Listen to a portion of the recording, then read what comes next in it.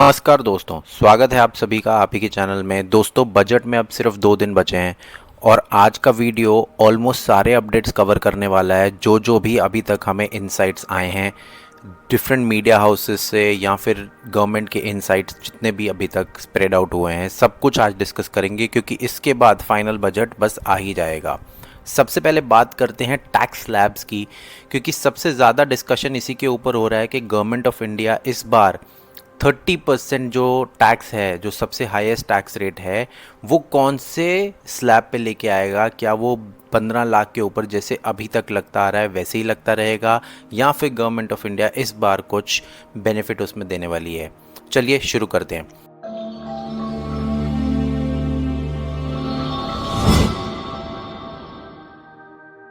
%30 tax at 30 lakhs in budget 24 to give inflation relief to middle class. अगर ये हो जाता है, नथिंग लाइक दैट, आपके पास बहुत अच्छी सेविंग होने वाली है, क्योंकि अभी आप 15 लाख के ऊपर, चाहे वो ओल्ड रिजीम हो 10 लाख के ऊपर, न्यू रिजीम हो 15 लाख के ऊपर, टैक्स दे रहे हो 30%। और अगर आपकी 50 लाख के ऊपर है या 1 करोड़ के ऊपर है तो सेस और पता नहीं क्या क्या लग के 35-39% तक चला जाता है। अब बात करते हैं कि अगर ये हो जाता है, see the tax rate of 30% right now exceeding 15 lakhs new tax regime में चल ही रहा है, राइट। बट अगर इसको बढ़ा के 30 lakhs तक ले जाया जाए तो this will widen the tax slab of 20%, ensuring that most personal tax pairs in the mid income group get relief. सबसे इंपॉर्टेंट जो है वो है middle class.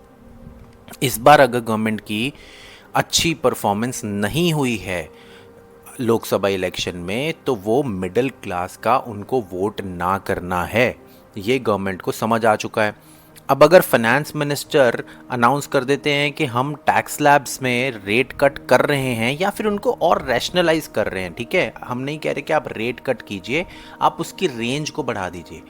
Right now 3 lakhs तक कोई भी टैक्स नहीं लगता, राइट, बट 3 से 6 में सिर्फ 5% है, तो आप उसको से 9 या 3 से 10 लाख तक भी कर सकते हैं। उससे फ़ायदा क्या होगा? उससे फ़ायदा ये होगा कि एक बड़ा लार्जर ग्रुप उस रेंज में आ जाएगा, क्योंकि बहुत सारे लोग हैं जिनकी एनुअल इनकम 10 लाख तक है, बट उनको ज़्यादा टैक्स देना पड़ता है, क्योंकि 6 से 9 लाख वाले में आपको ज़्यादा टैक्स देना पड़ रहा है। गवर्नमेंट ऑफ इंडिया को कोशिश करनी चाहिए कि इसको ज़्यादा रैशनलाइज करें, ज़्यादा स्प्रेड आउट करें, right. Currently income above 15 lakh attracts 30%, ये सब जानते हैं। अब अगर वही रेंज बढ़ जाएगी तो हो सकता है मिडिल क्लास, जो एक्चुअल मिडिल क्लास है, उसको बेनिफिट मिलना शुरू हो जाएगा, correct. Finance act 2023 increase the basic exemption limit in new tax regime from 2,50,000 to 3 lakh. ये हो चुका है 2023 के बजट में, बट उससे फ़ायदा क्या हुआ? कुछ भी फ़ायदा नहीं हुआ। आपको एक मिडिल क्लास जिसकी 10 लाख तक की इनकम है उसको मैक्सिमम बेनिफिट देना है, फिर 10 से 20 लाख वाली ब्रैकेट को मैक्सिमम बेनिफिट देना है। 20 लाख के ऊपर आप टैक्स लगाइए, 20% लगा दीजिए, 25% लगा दीजिए, बट रेंज को वाइडन कीजिए। हम बार बार वही कह रहे हैं। अभी आपको करंट रेट हम दिखा देते हैं।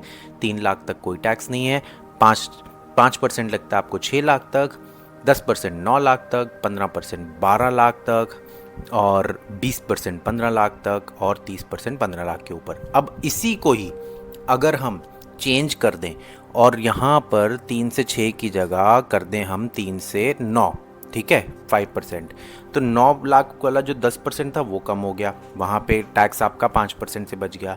9 से 15 लाख तक हम कर दें 10%, तो जो 12 लाख वाला एक्स्ट्रा 5% था प्लस 15 लाख तक वो चला जाता है, वो बेनिफिट हो गया।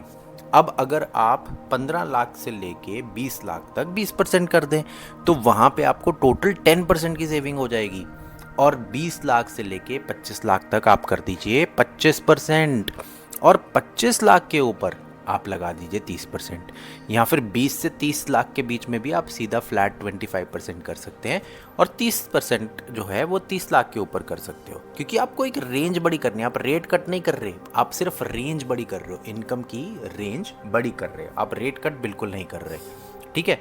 अब एक और कॉम्पोजिशन समझ लेते हैं, imposition of surcharge and cess. इस वजह से 35% लग जाता है 2 करोड़ तक, और 39% लग जाता है अगर आपकी 5 करोड़ की इनकम है in new tax regime. See we are talking only about new tax regime. Increasing in basic exemption limit. अब सबसे बड़ी डिमांड जो आ रही है वो कह रहे हैं कि 3.5 लाख कर दो, बट 3.5 लाख से कुछ होगा नहीं। 50,000 पे अगर आप 5% का एक रेट कट दे भी दोगे तो कितना हुआ, कितना 2,500 रुपये हुआ। 2,500 रुपये के लिए अगर आपको सिर्फ ये करना है तो कर लीजिए, उससे किसी भी मिडिल क्लास वाले को कोई बेनिफिट नहीं होने वाला, ये क्लियर है 2,500 से साल का।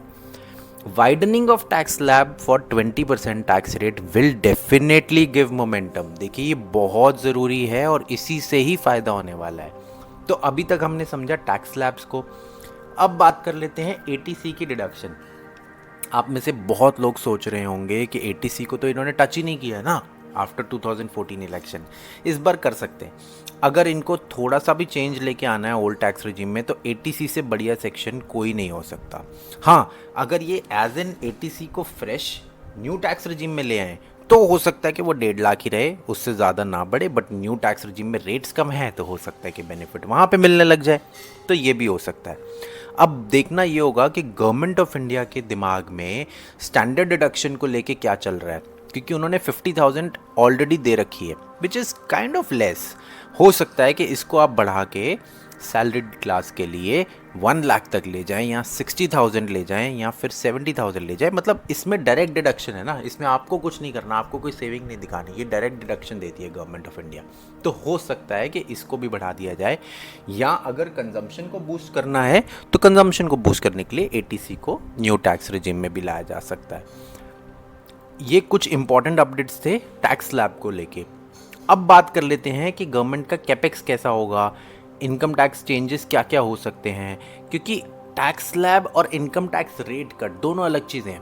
टैक्स स्लैब को आप बढ़ा रहे हो, वाइड कर रहे हो, ओल्ड कर रहे हो या न्यू कर रहे हो वो डिपेंड करता है, बट रेट कट एक कंप्लीटली डिफरेंट सिनारियो है ऑल टुगेदर, राइट। अब सबसे इम्पॉर्टेंट चीज़ है आपको समझना होगा कि गवर्नमेंट का कैपेक्स कैसे बढ़ेगा, यानी कैपिटल एक्सपेंडिचर, है ना। कैपेक्स को कैसे कंट्रोल में किया जाएगा, कितना बढ़ सकता है, रोड्स, रेलवेज, इंफ्रास्ट्रक्चर को लेके क्या क्या गवर्नमेंट के दिमाग में चल रहा है वो सब समझना पड़ेगा। देखिए मोदी 3.0 का ये वाला बजट इतना आसान नहीं होने वाला, ये ध्यान रखना पड़ेगा हमें। पिछली बार जैसा केक वॉक नहीं है कि जो हमारे मन में आएगा, ये एक सपोर्ट गवर्नमेंट है, राइट। खुद की मेजॉरिटी ना होने से ये एक सपोर्ट गवर्नमेंट है। देखिए अब हम बात करते हैं, we anticipate it to sustain momentum with a focus on continued infrastructure investment. अब अगर इंफ्रास्ट्रक्चर इन्वेस्टमेंट होगी तो ऑब्वियस सी बात है कि खर्चा होगा और गवर्नमेंट का कैपिटल एक्सपेंडिचर बढ़ेगा ही। रिडक्शन इन जीएसटी रेट्स, हो सकता है कि रिडक्शन इन जीएसटी रेट्स हो रिलेटेड टू एलईडीज़, ये बहुत सारी डिमांड्स आती रहती हैं। इंफ्रास्ट्रक्चर पे हम ऑलरेडी बात कर चुके हैं, सोलर इंडस्ट्री पे हम ऑलरेडी पिछली वीडियो में बात कर चुके हैं। अगर आपने नहीं देखी है तो लिंक डिस्क्रिप्शन में आपको मिल जाएगा, ज़रूर देखिए, ठीक है। अब प्रधानमंत्री की बहुत सारी योजनाएं चल रही थी, उसमें से एक आवास योजना भी है ना। अब आवास योजना के अंदर लोग कहते हैं कि हमें भाई अफोर्डेबल हाउसिंग मिल जाती है। अफोर्डेबल हाउसिंग की डेफिनेशन बदली जा सकती है, एचआरए के अंदर हाउस रेंट अलाउंस की डिडक्शन को बदला जा सकता है। बहुत सारी ऐसी प्रधानमंत्री योजनाएं हैं जिसमें एक मिडिल क्लास को बेनिफिट दिया जा सकता है और देना भी चाहिए। अगर अभी नहीं देंगे तो इसके बाद बिलीव मी कोई मौका नहीं मिलने वाला गवर्नमेंट को। ये one of the last chances है अगर वो अपने आप को मिडिल क्लास के सामने स्ट्रेंथन करना चाहते हैं। अब एक और जल्दी से इम्पॉर्टेंट चीज़ बात कर लेते हैं, क्योंकि हमें यहाँ पे समझना पड़ेगा कि जो टैक्स स्ट्रक्चर है ना, वो कैसे यानी कैपिटल गेन टैक्स स्ट्रक्चर को कैसे बेटर कर सकते हैं। क्योंकि आज की डेट में चाहे आप रियल एस्टेट में हो, चाहे आप स्टॉक मार्केट में हो, म्यूचुअल फंड इंडस्ट्री में हो, किसी में भी हो, आपका कैपिटल गेन स्ट्रक्चर बहुत ज़्यादा डाइवर्सिफाइड हुआ है, बहुत ज़्यादा महंगा है, उसको थोड़ा रैशनलाइज करना ज़रूरी है। इसीलिए गवर्नमेंट ऑफ इंडिया उस पर भी बहुत अच्छा फोकस करने वाली है। अब एक लास्ट चीज़, क्योंकि गवर्नमेंट ऑफ इंडिया ये बजट मिड वीक डिक्लेयर कर रही है। मिड वीक माने जब मार्केट आवर्स होंगे, शेयर बाज़ार एक्टिव होगा, उस टाइम पे ये बजट आएगा ट्यूसडे 23 जुलाई को, तो हो सकता है मार्केट के ऊपर इम्पैक्ट पड़े, राइट। अब सबसे इम्पॉर्टेंट चीज़ जो मैंने आपको पहले भी बोली थी वो डिस्कस कर लेते हैं। आरबीआई ने जो डिविडेंड डिक्लेयर किया है इस बार, क्या उससे गवर्नमेंट ऑफ इंडिया को फायदा होगा बजट डिक्लेयर करते हुए? इतना फायदा हो सकता है गवर्नमेंट ऑफ इंडिया को, ये देख लेते हैं। बजट एक्सपेक्टेशंस में there is a strong anticipation that the basic exemption limit of 3 lakh under new tax regime might go to 3.5 lakh, जिसका मैंने आपको पहले ही बता दिया कोई ज़्यादा फायदा नहीं होगा। बट जो डिविडेंड अनाउंस हुआ है उससे हम देखते हैं कि क्या फ़ायदा होने वाला है। एक बार आपको मैं जल्दी से दिखा देता हूँ, ये लीजिए। Tax practitioners ask government to rationalise personal income tax. बहुत ज़रूरी है कि पर्सनल इनकम टैक्स को ठीक किया जाए। हो सकता है income between 5 to 10 lakh be tax at 10%। अगर ऐसा हो जाता है न्यू टैक्स रिजीम में, there is nothing like that. Between 10 to 20 lakh 20% and income above 20 lakh 25%। और अगर इनकम अबव 30 लाख 30% हो जाता है तो middle class, lower middle class और थोड़ा थोड़ा अपर मिडिल क्लास को भी बेनिफिट होने वाला है। ऑल पार्टी मीटिंग्स की जा रही हैं बिफोर द बजट, ये आपको लेटेस्ट अपडेट दे रहे हैं हम। Foreign investor pumps 30,772 crore on reform hopes, क्योंकि फॉरेन का जो पैसा है ना वो सिर्फ पॉलिसीज़ रिफॉर्म्स के ऊपर ही आता है, राइट। ये बहुत इंपॉर्टेंट चीज़ होती है। अब focus on India's gold recycling sector, right. PM Modi to look into GST matter again. ये सारे अपडेट्स आपके सामने हम डिस्कस कर रहे हैं। देखिए, जितना हम आपको डिटेल में बता सकते थे, जो भी अभी तक अपडेट्स आए हैं, जो भी मार्केट में चल रहा है, वो आपको सब कुछ आज हमने डिस्कस कर लिया है। अब आप बताइए कि आपके अकॉर्डिंग क्या विश है आपकी बजट में, क्योंकि अब ये लास्ट डे है, एक ही दिन बचा है बीच में बजट आने के लिए। इसके बाद हम विश लिस्ट नहीं, हम सिर्फ उनकी जो लिस्ट दी गई है उससे अपनी विशेज़ में इंक्लूड करेंगे। हो सकता है कि इस बार गवर्नमेंट थोड़ा पॉपुलर बजट दे। आपकी क्या राय है इस बारे में, प्लीज़ कमेंट करके ज़रूर बताना। वीडियो अच्छा लगा हो तो लाइक ज़रूर कर देना, शेयर करना ज़्यादा से ज़्यादा लोगों के साथ। देखिए, जितना आप शेयर करोगे ना, जितना आप इसको सपोर्ट करोगे, उतनी ही जल्दी ये गवर्नमेंट के पास, ऑफिशियल्स के पास पहुंच सकती है और हमारी डिमांड पूरी हो सकती है। हमें टैक्स स्लैब्स को रेशनलाइज करना पड़ेगा, हमें उसकी रेंज को बढ़ाना पड़ेगा। उम्मीद करता हूं दोस्तों आज का वीडियो पसंद आया होगा। अगर वीडियो पसंद आया है तो ज़रूर लाइक कीजिए, चैनल पे नए हैं हो तो सब्सक्राइब कीजिए। मिलेंगे अगली वीडियो में, आज के लिए बहुत बहुत शुक्रिया, बाय बाय।